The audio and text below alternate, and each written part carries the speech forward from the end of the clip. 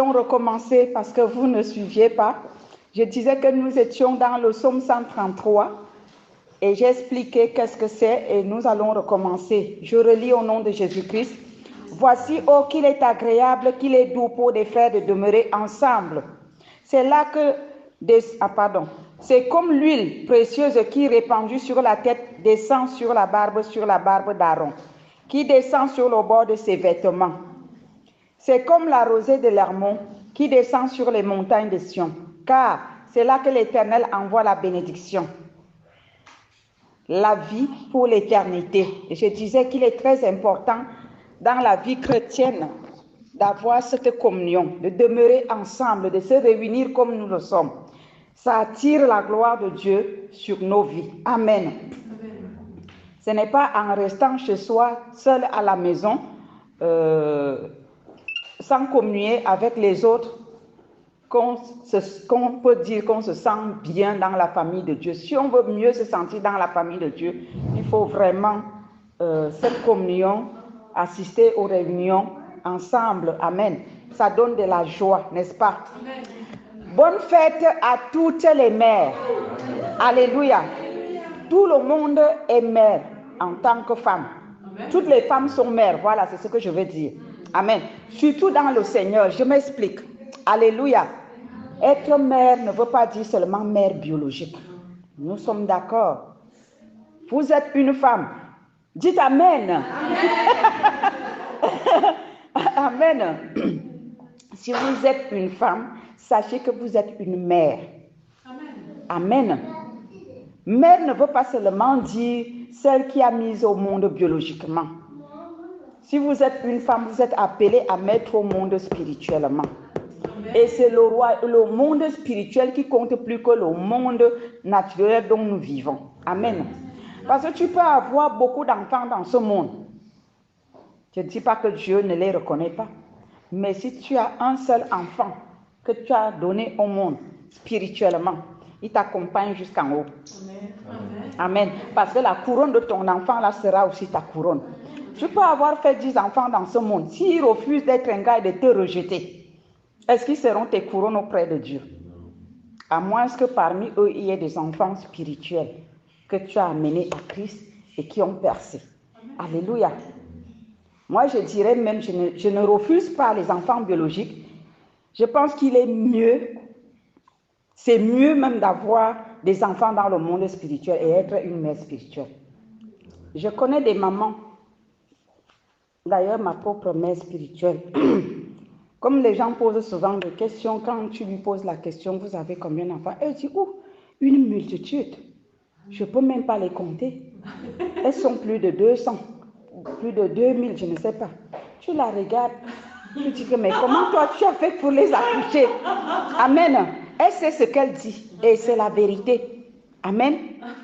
Donc si tu es une femme dans cette salle et que tu n'as pas encore porté dans tes entrailles biologiques là, sache que tu es une mère. Amen. Et je te souhaite bonne fête des mères. Alléluia. Bonne fête des mères à toutes les femmes. Même vous qui êtes connectés, bonne fête des mères. Alléluia. Donc nous allons voir quelque chose. J'ai préparé un petit message pour la fête des mères. Amen. Alléluia. Une mère.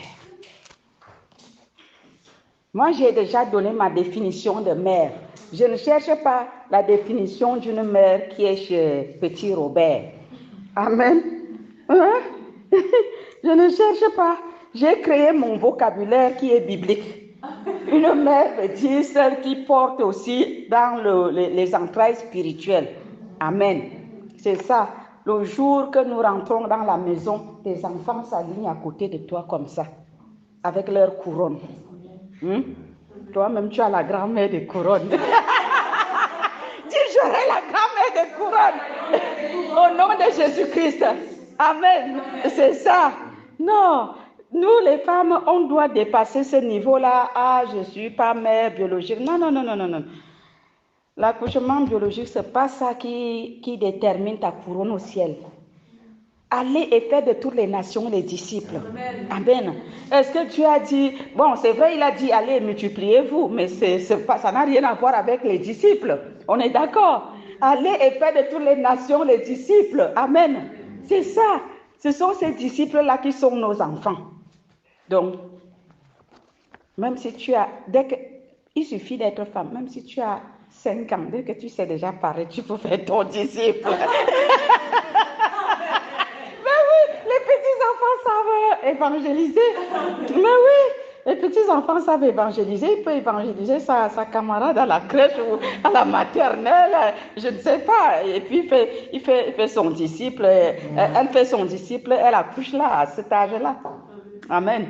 Ce qui est différent du vrai accouchement biologique qui attend à avoir un certain âge avant d'accoucher. À 10 ans, on peut, à 15 ans, on peut, spirituellement. Amen. Donc, nous allons prendre Proverbe, le chapitre 1, versets 8 à 9. Tout le monde y est? Voilà. Je lis au nom de Jésus. Écoute, mon fils, l'instruction de ton père et ne rejette pas l'enseignement de ta mère. L'enseignement de qui? De ta mère. L'enseignement de ta mère. Le père donne les instructions, mais la mère enseigne. Amen. Amen. Écoute l'instruction de ton père et ne rejette pas l'enseignement de ta mère. N'est-ce pas? Verset 9. Car c'est une couronne de grâce pour ta tête et une parure pour ton cou. Vous voyez qu'il y a une histoire entre Dieu et la femme. Comprenez bien. Il y a quelque chose. Dieu a créé son monde, n'est-ce pas? Mais à chaque fois, il fait quelque chose avec la femme. Il a créé l'homme que nous sommes, avec grand H, bien sûr. Maintenant, pour éduquer cet homme, il utilise la femme. Oui, parce que lorsque la femme met un enfant au monde, elle commence par apprendre à son enfant comment saisir la tétine de son sang, n'est-ce pas? C'est à la femme. Parce que le bébé est là, le bébé a faim, et puis il cherche à manger, à téter, il promène sa petite bouche, il crie. C'est la mère qui va lui montrer que c'est ici, n'est-ce pas? Vous voyez, le premier enseignant sur cette terre que Dieu a établi, c'est la femme. Je ne vais pas entrer dans l'enseignement de Paul. J'ai souvent l'habitude de dire que Paul déjà n'était pas marié. Comment voulez-vous qu'il aime les femmes? Mais quand on regarde Dieu, c'est pas Dieu qui a dit que la femme ne doit pas essayer, c'est Paul.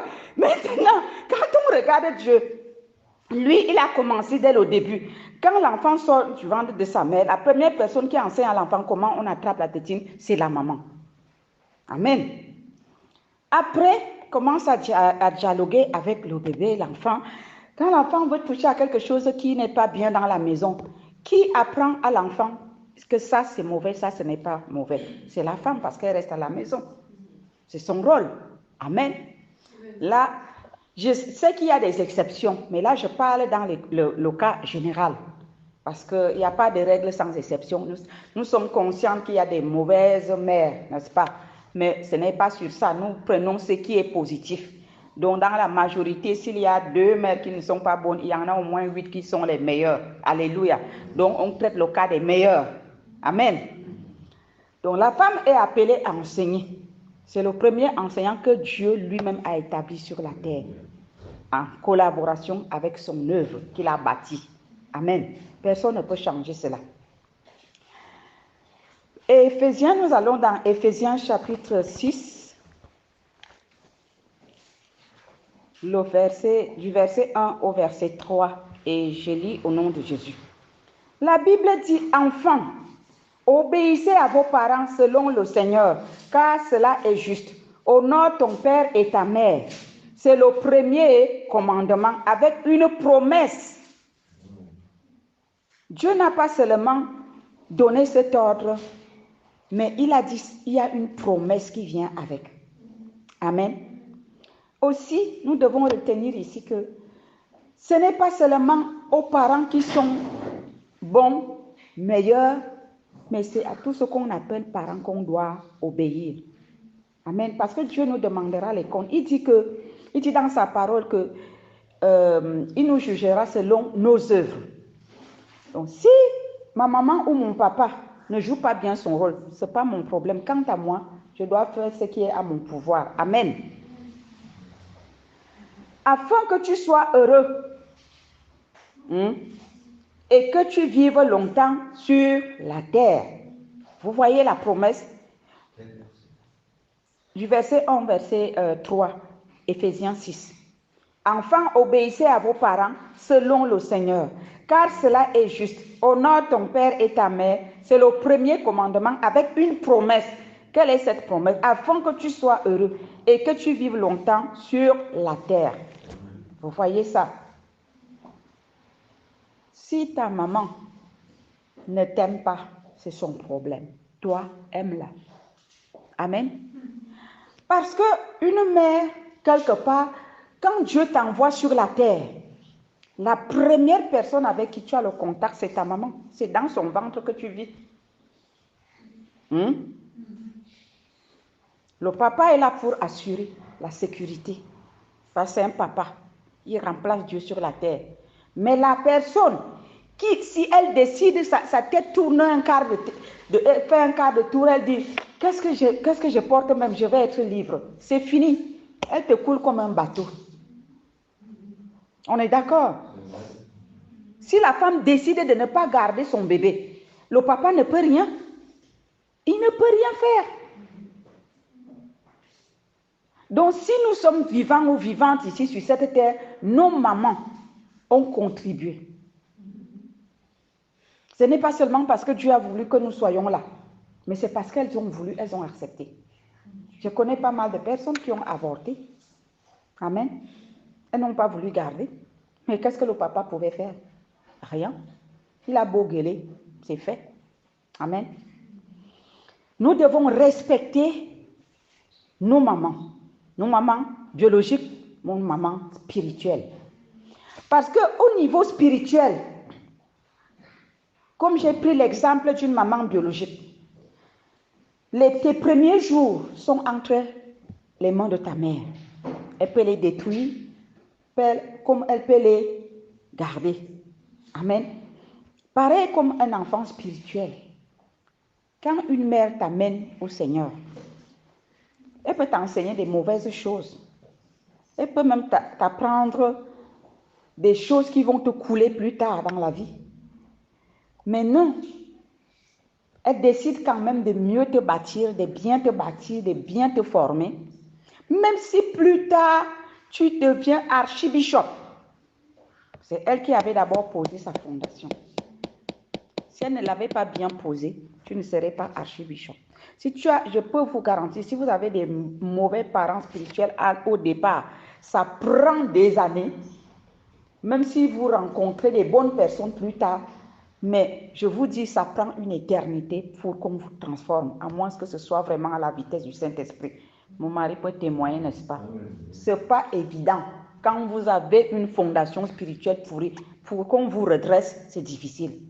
Ça prend du temps et il faut que vous-même vous ayez vraiment la bonne volonté pour se détourner de quelque chose dont vous avez vécu dedans pendant 10, 15, 20 ans.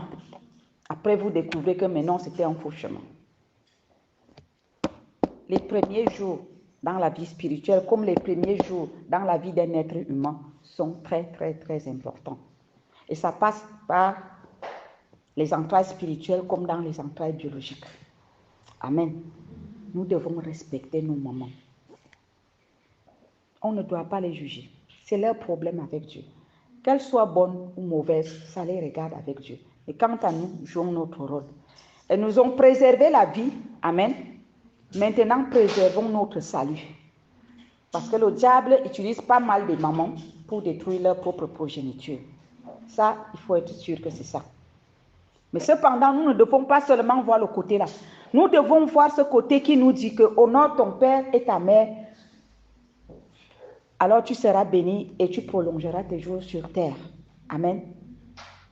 Accepte ton bonheur. Ne perds pas auprès de ta maman qui ne t'aime pas et tu perds aussi auprès de Dieu parce que tu n'as pas fait ta part.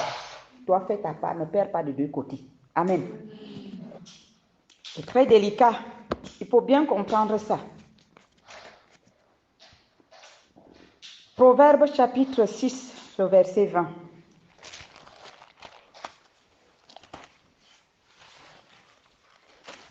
Proverbe 6, verset 20.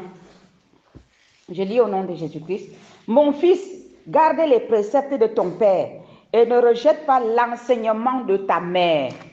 Ce que ta mère t'a enseigné quand tu étais petite. Avant d'être grand directeur, grande directrice, je ne sais pas, PDG. Avant d'arriver là-bas, la maman t'a enseigné comment laver les dents, comment faire ta toilette, comment s'habiller. Tes premières leçons là, c'est elle qui t'a enseigné ça. Ses premières leçons, pardon, c'est elle qui te les enseignait. Elle était ton répétiteur, ta répétitrice, avant d'avoir ton doctorat, n'est-ce pas? Est-ce qu'on peut avoir le doctorat sortant du ventre de la mère? Non, il faut un départ. Il faut une base, n'est-ce pas? Nous ne devons pas négliger les enseignements que nous avons reçus. Des bons enseignements, pas les mauvais. Amen. Ce qui est mauvais, on met où? À la poubelle. Ce qui est bien, on met où? Là. Amen. Amen. Tout ce qui est bien, c'est là. Ce qui est mauvais, là, à la poubelle. Il y a des mamans qui préféraient des fois dormir affamées, qui ont souffert pour élever leurs enfants. Parce qu'elles avaient une vie difficile. Parce que peut-être le père n'a pas joué son rôle. Ou alors la personne qui est venue déposer l'enfant a disparu. Il y a des mères sans, et des enfants, comment on appelle ça? Les mères célibataires. Parce que les pères n'ont pas assumé. Vous voyez? Ces mères-là, lorsqu'elles finissent de souffrir avec ses enfants, et que les enfants deviennent grands, plus tard elle est vieille. Et quand elle a besoin de soins, on dit, ah, la vieille est encore arrivée, je n'ai pas d'argent, elle va m'attendre au village. On ne se souvient plus que sans elle, on ne serait pas médecin, on ne serait pas directeur, on ne serait pas. Ne soyez pas comme ça. Amen. Une mère est là pour éduquer son enfant, pour enseigner son enfant. Enseigner l'enfant ne veut pas dire critiquer l'enfant. Enseigner l'enfant veut dire, tu vois l'enfant, peut-être prendre ce pot de fleurs, aller mettre, je ne sais pas, sur la toiture. Tu lui dis, non, ce n'est pas là-bas, sur la toiture, c'est ici, sur la table. C'est ça qu'il faut lui dire. Il ne faut pas seulement gronder pourquoi tu as mis là-bas, mais tu ne montres pas qu'est-ce que l'enfant doit faire. Il faut montrer qu'est-ce qu'il faut faire. Amen. C'est ça qu'on appelle enseigner un enfant. Amen. Et il y a des mères, je m'excuse de dire, mais ce n'est pas une critique, c'est vrai, c'est réel, c'est ça qui se passe ici. Moi, j'ai découvert ici en Europe qu'on laisse les enfants décider, on laisse les enfants faire. C'est-à-dire, si l'enfant décide que je veux porter une chaussette rouge avec l'autre chaussette noire, c'est son choix. Il ne faut pas le frustrer, c'est son choix. Mais l'enfant est né pour être enseigné. La Bible dit, ne méprise pas l'enseignement de ta mère. À quel moment donc les mamans enseignent leurs enfants? Puisque c'est l'enfant qui doit maintenant enseigner la mère, les parents. Femme chrétienne, fille du Seigneur, fille du roi, éduquons nos enfants selon la parole de Dieu. Amen. On ne laisse pas l'enfant choisir. L'enfant ne sait rien, il ne connaît rien. L'enfant est né pour être enseigné. On doit enseigner nos enfants à faire ce qui est bien. L'enfant ne sait pas ce qui est bien, forcément. L'enfant peut voir à l'école sa camarade en train de faire quelque chose d'abominable. Si toi, tu n'enseignes pas à ton enfant que ce que tu veux faire là n'est pas bien, tu laisses faire parce que tu ne veux pas frustrer l'enfant. Ma soeur, tu as raté ta mission. Tu es là pour éduquer ton enfant. Ce n'est pas les autres camarades à l'école, les autres enfants qui doivent éduquer ton enfant, ni la maîtresse, ni quelqu'un d'autre, c'est toi. On parle d'enseigner. d'enseigner l'enfant. À quel moment donc les mères enseignent leurs enfants quand c'est les enfants qui doivent décider? Est-ce que c'est biblique? Dans la maison de Dieu, ça ne devrait pas être ainsi. Amen. Même si ce n'est pas dans la maison de Dieu. Bon, je dis particulièrement dans la maison de Dieu parce que dans ce monde, personne n'a plus aucun droit sur quoi que ce soit, pas seulement sur les enfants. Même ton vêtement, je pense que tu n'as même plus le droit de l'avoir quand tu veux, comme tu veux. Parce que si tu vas acheter les vêtements, acheter, à la fin d'année, le fisc va te demander que, mais tu avais 10 000 francs dans le compte. Et il ne reste plus que 500 francs. Viens nous dire ce que tu as fait avec tes 9 500. Donc, tu n'es même plus libre d'acheter ton vêtement quand tu veux, comme tu veux. Amen. Mais dans la maison de Dieu, le Seigneur nous demande d'éduquer, d'enseigner nos enfants. Nous sommes les premières personnes qui bâtissent la vie d'un être humain sur la terre avec Dieu. Après Dieu, il donne la charge à la femme. Et cette femme qui joue son rôle véritablement, Dieu l'approuve. Elle est agréable et Dieu l'appelle femme selon le cœur de l'Éternel. Amen. Amen. Et nous les enfants, nous ne devons pas seulement regarder les défauts de nos mamans. Nous devons nous souvenir des douleurs de l'enfantement. Vous comprenez? Même spirituellement, il y a ce qu'on appelle les douleurs de l'enfantement. Quand tu as un enfant spirituel et que le dimanche arrive, l'enfant te dit que moi je m'en vais à l'anniversaire de mon ami. Est-ce que toi, en tant qu'une mère, cela t'enchante? Non. Parce que le dimanche est fait pour aller adorer Dieu, pour communier avec les frères et sœurs comme nous sommes comme ça, n'est-ce pas? Mais chaque dimanche, ton enfant te donne une raison. Ah, je suis fatiguée, je ne peux pas venir, je viendrai la semaine prochaine. Ah, il y a mon ami là qui se marie. Ah, je dois amener je ne sais pas quoi. Ah, il fait déjà beau, il faut que j'aille. Toi, une mère spirituelle qui aime ses enfants, quand tu as un enfant qui te dit ça tous les jours, chaque dimanche, tu seras heureuse? Je ne pense pas. Pour une mère consciente, c'est un fardeau, c'est un joug. Amen. C'est une gangrène. Et qu'est-ce que cette mère spirituelle va faire? Elle va se mettre à prier, à jeûner, à prier pour que Dieu fasse tomber les écailles sur les yeux de sa fille. Vous ne savez pas ce que les parents spirituels endurent.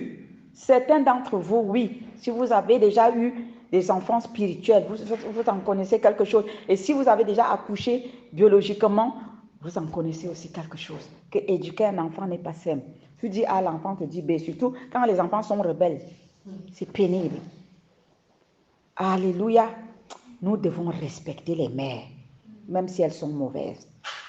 C'est des femmes qui ont souffert et qui souffrent. Amen. Les douleurs de l'enfantement pour accoucher un enfant spirituellement jusqu'à arriver à la maturité, c'est un calvaire. C'est comme ça que les enfants vont te contrarier. Tu as même envie d'abandonner. L'autre t'insulte même. Tu as envie d'abandonner. Mais le Seigneur te dit, si tu abandonnes, je te demanderai le sang, son sang. Tu essuies les larmes, tu entres dans la prière. Vous ne savez pas ce que les parents endurent. Et biologiquement, c'est pareil. Il y a des enfants têtus. Amen. Tu lui dis, on ne pose pas le verre ici. Chaque jour, le verre est posé là. J'ai envie de devenir folle dans la maison. Amen. C'est pas facile. Et quand on a les contractions là pour faire sortir l'enfant, ce n'est pas évident. Pour celles qui ont déjà mis au monde biologiquement, vous en savez de quoi je parle.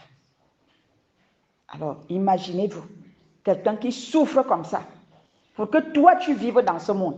Et quand tu es déjà dans ce monde, tu la méprises. Tu lui sers le mépris sur le partout. Vous pensez que Dieu va accepter ça? Ce n'est pas pour rien que le Seigneur dit, honore ton père et ta mère, c'est alors que tu seras béni. Et tes jours se prolongeront sur terre. Pourquoi? Parce qu'il sait ce que la mère l'a subi. Amen. Il connaît la douleur d'enfantement. C'est lui qui avait dit dans Genèse que la femme va accoucher avec douleur. Il connaît. Il y a même des enfants qui refusent de sortir. En fait, pas qu'ils refusent, mais je veux dire, ils traînent dans le ventre. J'ai un enfant qui a fait 10 mois dans mon ventre. L'enfant là ne voulait pas sortir. On m'a amené à l'hôpital, on a dit on va provoquer. Je crois que les enfants entendent quand ils sont là-bas dedans. On a dit qu'on va provoquer l'accouchement. Tout de suite, les contractions ont commencé. Je ne sais pas si l'enfant avait entendu ce qu'on disait. Je suis partie de la maison. Tout allait bien parce qu'on m'avait donné rendez-vous qu'on allait provoquer. Le gynécologue avait dit qu'on allait provoquer l'accouchement. J'arrive là-bas, je dis bon, quand le bébé ne veut pas sortir, on va vous amener en salle, il faut qu'on provoque. Du coup, ça s'est déclenché. Ça s'est déclenché jusqu'à l'accouchement. Vous voyez, les mères souffrent.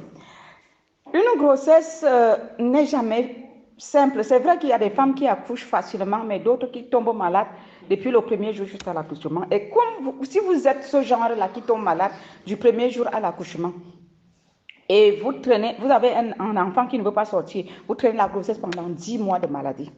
Et ce n'est pas souvent des vraies maladies, parce que dès que l'enfant sort, la maman se porte bien, il n'y a plus de maladie. Donc, vous voyez pendant 10 mois, une mère qui souffre comme ça, pour te donner la vie. Mais quand toi, tu sors, tu grandis, tu la salues avec le pied. Tu la salues avec le pied. Vous pensez que Dieu peut approuver ça? Moi, je dis aussi mauvaise que peut être une mère, laissons-la entre les mains de Dieu là-bas parce que Dieu va lui demander les comptes, ok? Mais nous, honorons-la. Dieu ne nous demande pas de le remplacer avec nos mamans, c'est-à-dire d'idolâtrer nos mamans. Non, ce n'est pas de l'idolâtrie. Dieu ne nous demande pas d'idolâtrer nos mamans, non. De les honorer, de les respecter, telles qu'elles sont. Si elles sont bonnes, gloire à Dieu. Si elles sont mauvaises, gloire à Dieu. C'est leur problème avec Dieu. Quant à moi, j'honore parce que moi, je cherche mon salut. C'est un piège. Imaginez-vous une maman qui maltraite son enfant. Le cœur serré, tu perds auprès de ta maman et tu perds aussi auprès de Dieu. Double perte, n'est-ce pas? Si j'ai perdu auprès de ma maman qui ne m'aime pas, qui ne m'a pas donné les soins comme il fallait, qui n'a pas joué le rôle d'une mère, moi je ne veux pas perdre auprès de Dieu. Je veux t'honorer et toi ce sera ton problème avec Dieu. C'est comme ça que vous devez voir la chose. Vous comprenez, hein? À cela, nous trouvons aussi des vraies mères, d'autres qui laissent même leur vie pour leurs enfants. Elle finit de cuisiner, elle a peut-être beaucoup d'enfants. Ce qu'elle a cuisiné est petit, elle préfère dormir la famille, mais elle nourrit ses enfants. Moi, j'ai vu ça chez nous en Afrique. Des mères comme ça. Elle préfère marcher nu-pied pour acheter des chaussures à ses enfants. Et une telle mère, quand on ne l'honore pas, est-ce que vous pensez que Dieu qui est au ciel va l'approuver? Non. Alléluia. Ne soyons pas des enfants, comment je veux dire, rebelles à la parole de Dieu. Obéissons à la parole de Dieu et le Seigneur aussi, il nous bénira. Amen. Proverbe 15, le verset 20. 15-20. Je lis au nom de Jésus-Christ. Un fils sage fait la joie de son père et un homme insensé méprise sa mère. Qui méprise sa mère? Un homme insensé. Si tu méprises ta maman, mon frère, ma soeur, sache que tu es un homme insensé parce que tu vas perdre de deux côtés. Tu n'as pas le droit de la mépriser. Honore-la pour que toi tu gagnes devant Dieu. Amen. Honore-la. Si tu la méprises, tu es insensé, ça veut dire que double perte. Tu perds auprès de Dieu, tu perds auprès d'elle. Mais ne fais pas d'elle ton Dieu. Honore-la. Amen. Et si ta maman est la plus douce des mamans, la chérie, la meilleure, il faut le lui dire. Maman, tu es la meilleure. Il faut dire, n'est-ce pas? Tu es la meilleure. Amen. Il dit à sa maman, bravo mon fils, ça c'est bien ça. Bravo mon fils, ça c'est bien ça. Oui, j'ai dit de ne pas écouter seulement la parole, de la mettre en pratique. J'étais en train de dire, si vous avez une maman merveilleuse, magnifique, une maman gentille, il faut le lui dire, il faut l'apprécier. Il faut dire, maman, tu es la meilleure des mamans. Alors, c'est éternel, hein? Sévio a dit à sa mère, maman, tu es la meilleure. Alors, nous étions en train d'acclamer parce qu'il est passé à la pratique. Il ne s'est pas contenté à écouter, mais il est passé à la pratique. Amen. Nous allons dans Proverbe 25. Proverbe est bien. Vraiment, il faut méditer ce livre-là. Il y a beaucoup d'enseignements dedans. Les principes de base sont dedans. Proverbe 23. Proverbe 23, verset 25. 23, 25, je lis au nom de Jésus-Christ. Que ton père et ta mère se réjouissent. Que celle qui t'a enfanté soit dans l'allégresse. Amen. Celle qui t'a enfanté, spirituellement ou biologiquement. Comment est-ce que tu peux rendre ta mère joyeuse, heureuse, ou ton papa? En les appréciant, en les honorant, n'est-ce pas? Mon fils,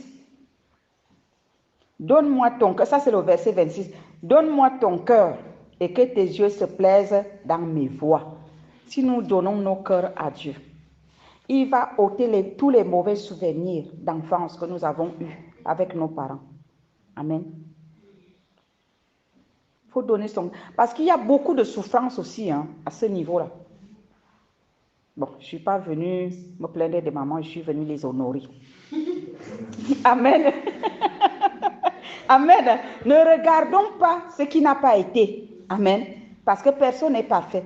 Mais regardons ce qui a été. Elle m'a porté pendant 9 mois. Elle a souffert pour me mettre au monde parce que les douleurs de l'enfantement, je ne vous dis pas. Souvent, il y a les femmes qui disent que je ne vais plus accoucher. Mais à la fin, elles ont 5 enfants. Amen. Voilà. Honorons-les. Donnons nos cœurs à Jésus. Il va effacer toute la souffrance, les mauvais souvenirs et nous allons honorer nos parents. En particulier nos mères, parce que nous sommes à la fête des mères. Que quelqu'un prophétise que l'année prochaine, on fêtera la fête des pères. Mais oui, on doit aussi, parce que c'est eux qui assurent, n'est-ce pas? C'est eux qui assurent. Nous voyons la souffrance des mères qui n'ont pas eu des papas à côté pour les aider à élever les enfants. Ça a été très, très difficile. Donc, les deux assurent. Nous ne devons pas laisser certains et voilà, honorer seulement. Mais, gloire à Dieu, le monde honore. Jésus-Christ aussi a honoré parce qu'il a parlé de la femme vertueuse que nous sommes. Il a toujours dit, comme nous sommes en train de voir, dans Proverbe, d'honorer la mère et les enseignements de la mère.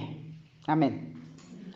Nous sommes toujours dans Proverbe 23, mais là, c'est le verset 22. Écoute ton père, lui qui t'a engendré, et ne méprise pas ta mère quand elle est devenue vieille. La vieille là, la vieille là, la vieille là. Aujourd'hui, tu dis la vieille là, la vieille là. Quand elle t'a couché là, on dit pousse. L'enfant ne sort pas. On dit pousse. Il y a même des sages femmes un peu méchantes, elles te tapent. Elles disent allez, pousse. Maintenant, quand elle a vieilli, tu oublies tout ça. Tu dis la vieille là. Qu'est-ce que la vieille là veut encore? La vieille là m'embête. Quand elle t'appelle au téléphone, tu fiasques. Après, tu dis, je ne vais pas la prendre. Elle va encore me demander l'argent. Oui, elle doit te demander l'argent. C'est ton tour maintenant de s'en occuper. Elle a préservé ta vie pendant 9 mois. Tu as grandi sous son autorité. Quand papa était au travail, là, elle était seule à la maison avec toi. Elle pouvait finir avec toi là-bas. Papa arrivait et dit, je ne sais pas ce qui est arrivé. L'enfant a chauffé, il est parti. Elle n'a pas fait ça, n'est-ce pas? Nous devons honorer les mères. Proverbe 10:1. Un fils sage fait la joie d'un père et un fils insensé le chagrin de sa mère. Pourquoi le chagrin de la mère? Quand elle pense aux 9 mois qu'elle a enduré à traîner une grossesse, elle pense aux douleurs de l'enfantement, elle pense comment elle t'a éduqué. Vous savez, il ne suffit pas de porter l'enfant au ventre. Quand l'enfant naît là, les premiers jours, le bébé ne dort pas, il ne dort pas généralement. Il pleure la nuit. On ne sait pas trop pourquoi. Le bébé pleure la nuit. Tu as sommeil. Après, tu vas ramasser l'enfant. Tu commences à bercer le bébé. Tu dors. Tu baisses la tête. Tu te réveilles. Mais c'est la souffrance. Amen. C'est la souffrance. Les mamans souffrent pour élever leurs enfants. Elles méritent d'être honorées. Voici la fête des mères. Même si ta maman est méchante comment, il faut lui envoyer un petit mot. Maman, je t'aime. Merci de m'avoir élevée, de m'avoir mise au monde. Merci pour l'éducation que tu m'as donnée. Même si elle a mal éduqué, dis merci. Amen. C'est son problème avec Dieu. Amen. Si tu peux m'acheter un bouquet de fleurs, achète. Un beau cadeau, c'est pas mal. Il faut l'honorer.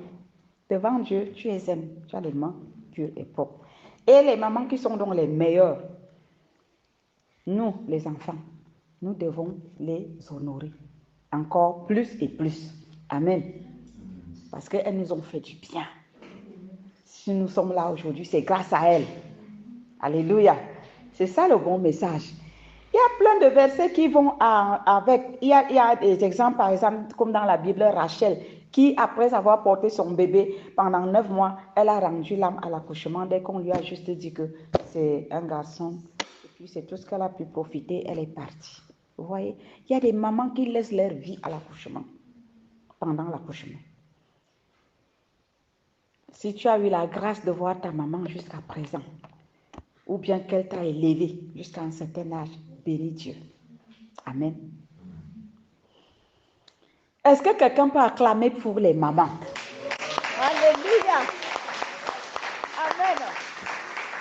Amen. Nous-mêmes, nous sommes des mamans. Amen. Les mamans spirituelles et les mamans biologiques, nous sommes, n'est-ce pas? Nos enfants doivent nous honorer. Nos enfants doivent nous bénir. Nos enfants doivent nous aimer. Amen. Alléluia. Si nos enfants ne nous aiment pas, ce n'est pas à leur avantage. Parce qu'ils perdent devant Dieu. Prions même pour eux, pour qu'ils comprennent ça. Amen. Si ton enfant ne t'aime pas, dis Seigneur, pitié, je ne veux pas que ma fille perde, je ne veux pas que mon fils perde. Parce que ils ne comprennent rien. C'est une malédiction.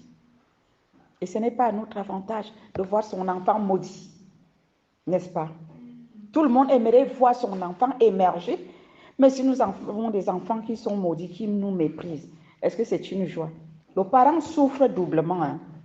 Tu as un enfant qui ne t'aime pas, qui ne te respecte pas, qui ne t'obéit pas.